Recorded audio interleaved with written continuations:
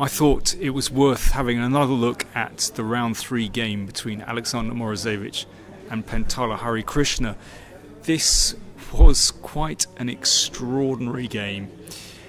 Morozevich with white, and the opening was a Nimzo Indian, which of course has so many different variations, but I think it's an indication that Harikrishna wants to have a fight. It can lead to very imbalanced positions. Obviously, if a bishop gets exchanged for a knight, that's already a dynamic imbalance. And Morozevich plays, in some ways, quite an uncompromising variation. Queen c2 can sometimes lead to quite dry positions, but not the way that Morozevich played it, which was to play this very uncompromising move.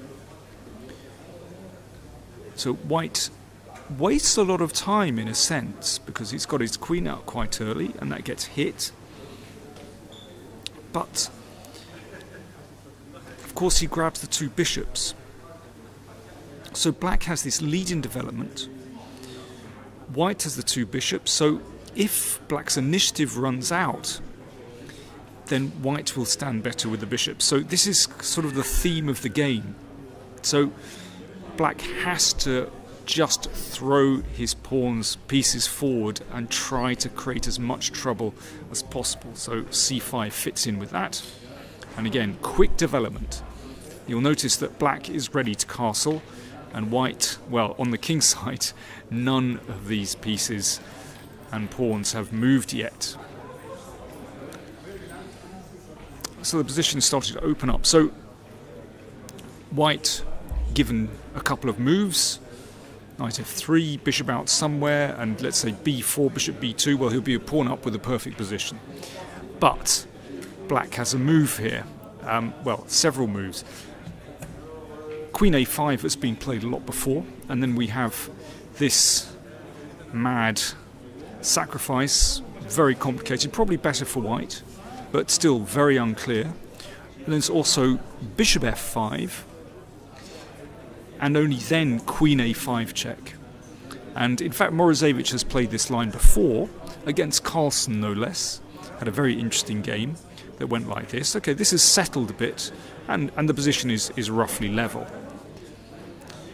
But in this game, Harikrishna goes a very different way. He's played queen f6, which is a relatively new move. So instead of attacking on this diagonal, the queen looks down here, so very active on the king side, and of course, you know, makes way for the rooks that come to the middle. Of course, playing the queen to f6 means that the b pawn can't advance because the rook in the corner is en prise. So quite a new move. Now, if knight f3, standard development, then black develops very, very quickly. Can play rook e8, sometimes break with d4 very quickly. This has been shown to be very playable for black. So in this position, Morozevich thought for over 10 minutes and played f3, which is a very forcing move. Alexander said after the game that he looked at this variation about 10 years ago, but well, clearly was trying to refresh his memory. Well, what do I mean when I say f3 is a forcing move? If the knight goes back, then black simply stands very poorly. So black has to give a check. Now, dubious to move the king, so g3, we could say forced. Knight takes is forced. So if pawn takes, then the rook goes in the corner, so white has to play queen f2. So this is what I mean, a very forcing variation. And now white trades the queens, so it's given up or returned the pawn. But in this case, white manages to secure that pawn on c5.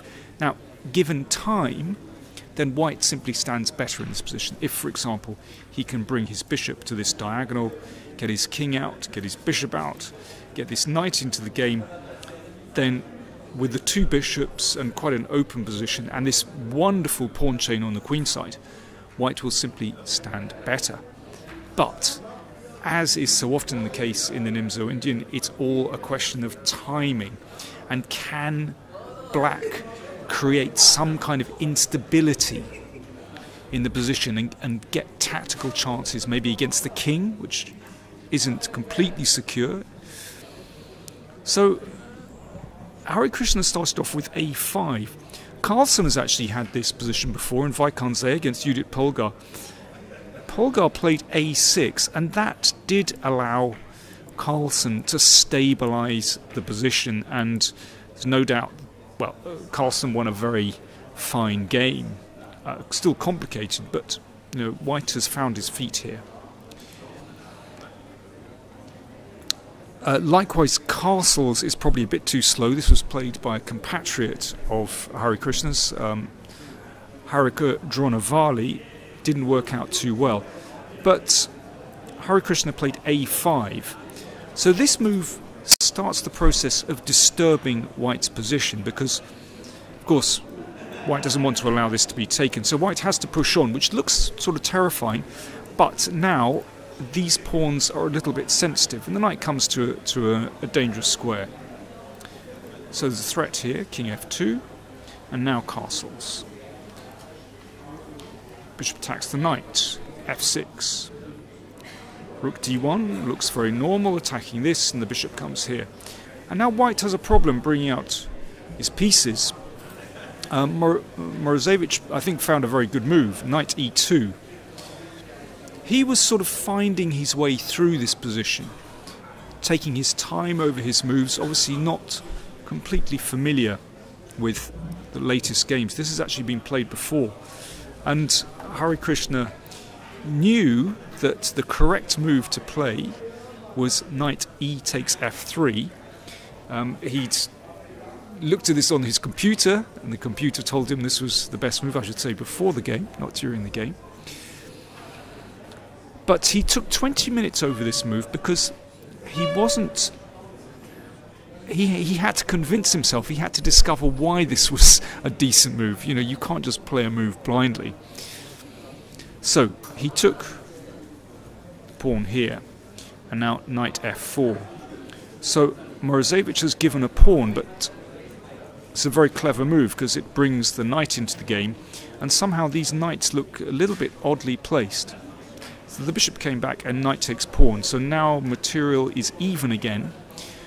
And, well, I have to say, optically, during the game, I thought this was absolutely fantastic for White. In fact, if Black plays knight g5, threatening's come in here. This is probably the best move. Then Black seems to be doing actually fine, incredibly. I mean, it's such a tactical position. Instead, Harikrishna played rook here, and after e4, White seems to be stabilising. In fact, you know, after bishop d3, I thought this was just tremendous. If White stabilises, again, two bishops, these knights look slightly odd, and this wonderful queenside pawn majority looks like it's going to somehow decide the game. And when Harikrishna played f5, I just thought, well, this looks horrific, because it opens up this diagonal for the bishop. Remember, a rook could easily land here at some moment. I couldn't believe this move. f5 is actually not bad, but maybe once they've got to this position, f5 is incredibly, probably the best chance. Let's try a couple of obvious moves. Knight e7 check seems, at first glance, just to win a pawn for White. It looks amazing. But now Black has an extraordinary move, bishop b3. This is just pure tactics. Obviously, if the rook moves away, the bishop is on prise to the rook. And if rook d2, then knight e4. Now, of course, that's not quite the end of the show. White can give up in exchange, but basically, because of this move, Black hangs on. My computer thinks that, incredibly, that bishop c1 is the best move, which looks so illogical, considering that Black has just opened up this diagonal. But after this, again, a very forcing variation.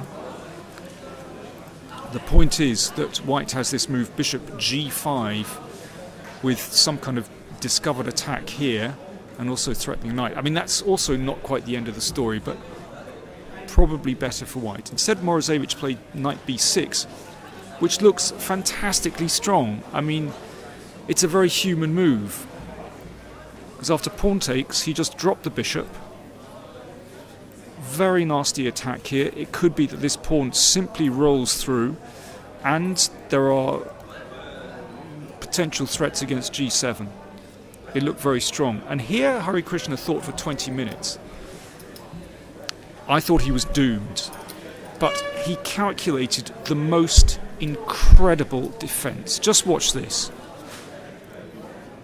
Rook f8. Okay, reminding the king that it has potentially not a lot of cover. Here Morozevich thought for a little bit. He was already running a little bit short of time. He decided to take the rook in the corner. He saw that he could have played king g3.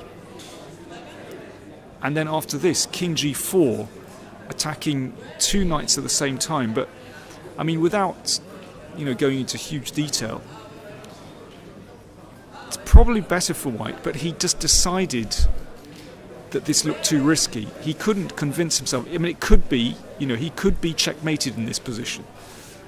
In fact, it's probably okay for white. The computer thinks it's okay, but he took a very practical decision and just took the rook. And this does look fantastic.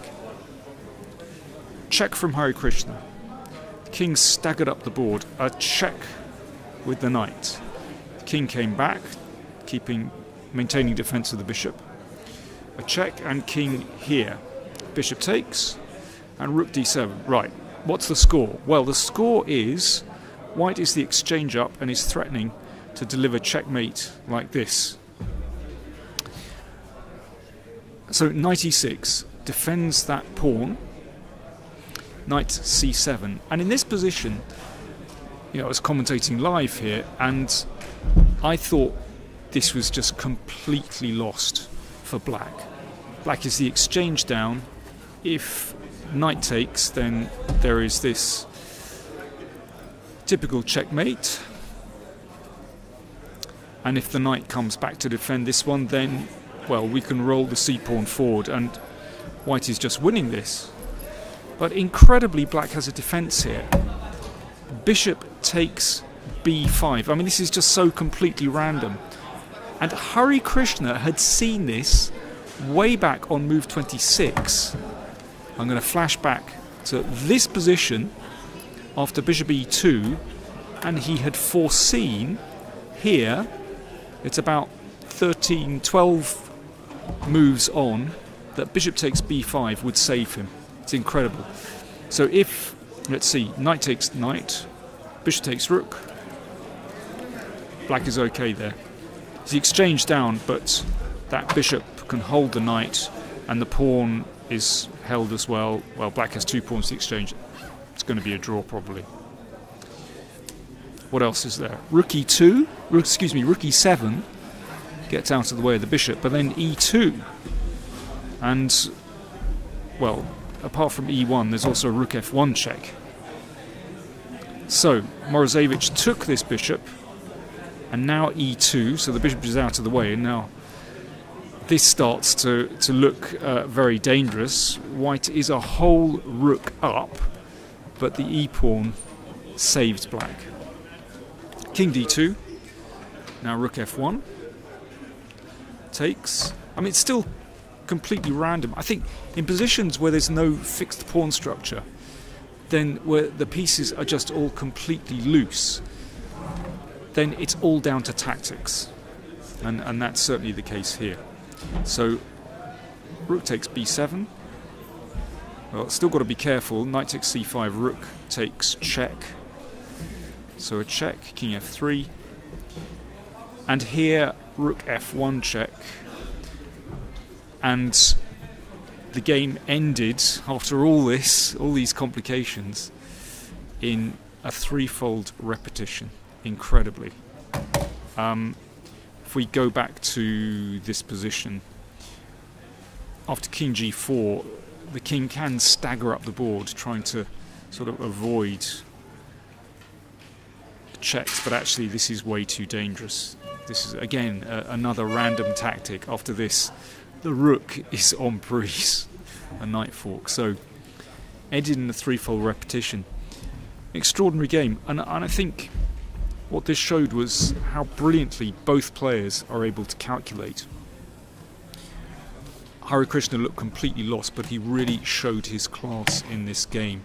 And Morozevich had actually seen this saving move bishop b5 at some point after he took the rook as well. So absolutely brilliant game. And although Harikrishna has had 3 draws so far, well, if he shows that kind of calculating form, I think we could see him storming through in the tournament.